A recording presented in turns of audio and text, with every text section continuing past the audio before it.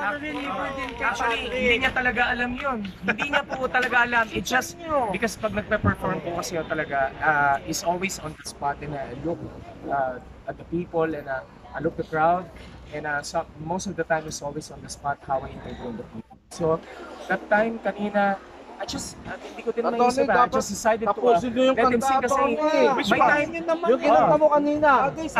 May time po kasi talaga. Di ba nila lang? At na lang. Magtatayo kami ng fans club mo ha.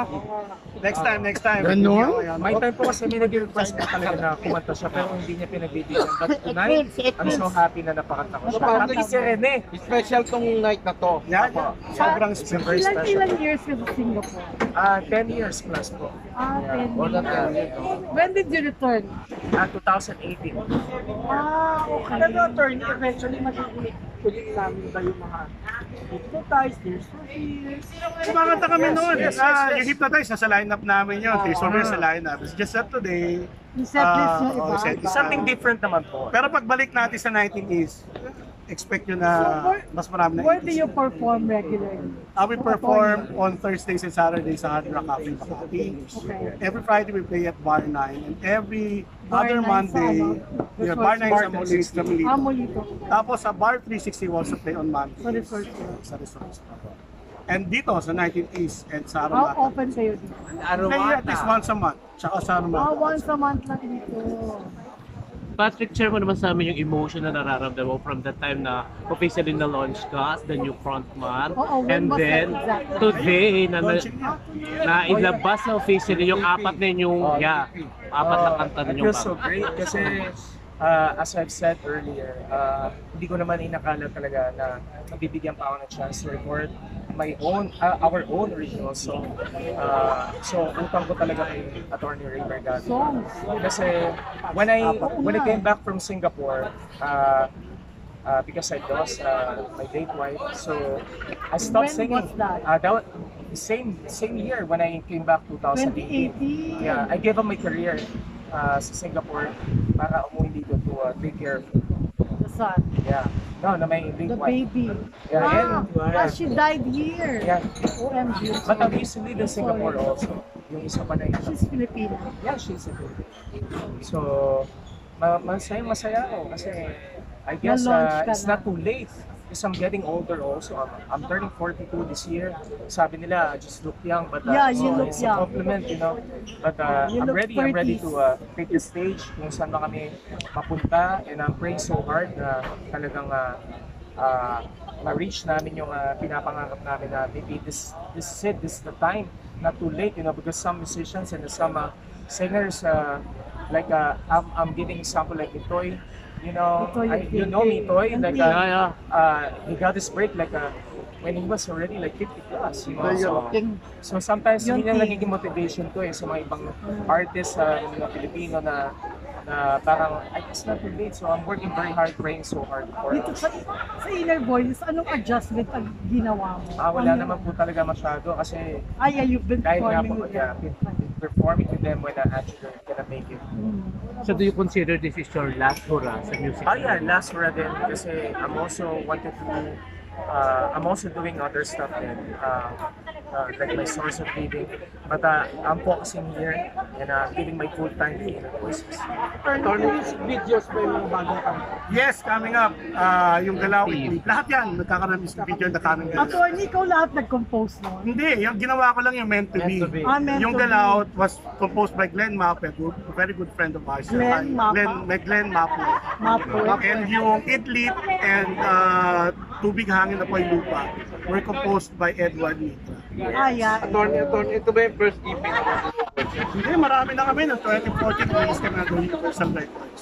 EP rin? Hindi, talagang full album yun.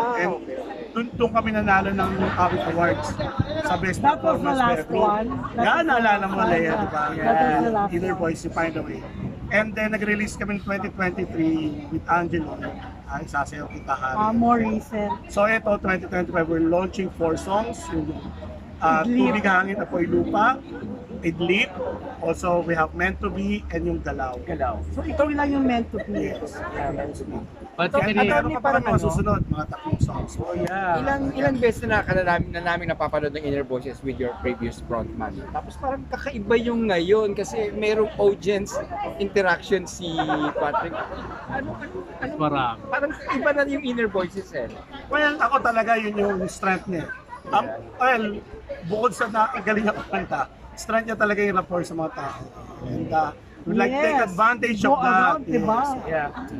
And like attorney said, yun talaga yung sinasabi ko na I don't want to compare din talaga you like with the first time I met you guys sa press con, I don't feel pressure din talaga because I know I'm receiving a lot of questions about Angelo and I know his strength po kasi talaga and I know my strength sa Bullet. So I'm very confident Magkaiba. naman. Magkaiba naman. Magkaiba sila. But Part sa part. mahirap nung time na yon talaga may naisip ko din na parang ano bang adjustment gagawin ko.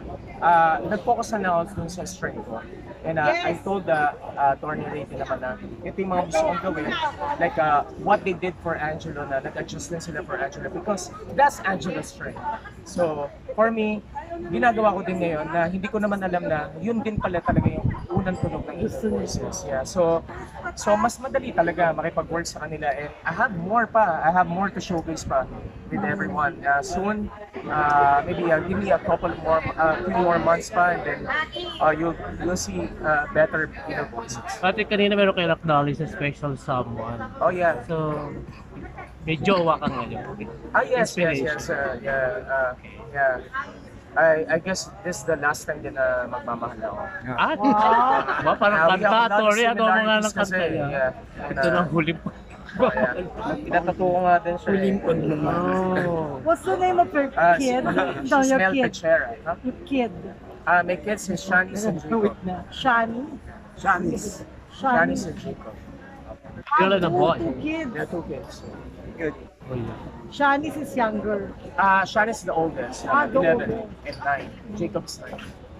Attorney, Ito rin ba magiging huling So baby pa vocalist sila. niya? Yeah. Parang huling pagmamahal na rin? Parang Oo, huling pagmamahal sa pagbabanda. So I baby pa guess with sila Inner nung Voices. namatay yung wife mo. Opo, they were OMG. like 2 and 4. Exactly. Opo. Patrick, nagko-compose na rin ba na song? Hindi po, may mga nasulat po ako dati pero hindi mga natapos. Hindi pa nare-release.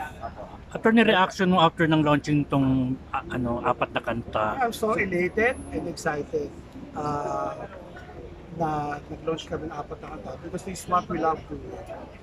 Of course, we do covers, pero what gives us life are the original songs that we do. Kaya kami happy na nandito kayo and we wish na kasama-sama tayo in the next gig namin. That will become your signature anthem, di ba? Sana. So pray natin. Exactly. Bagong awards to. Sana. Happy.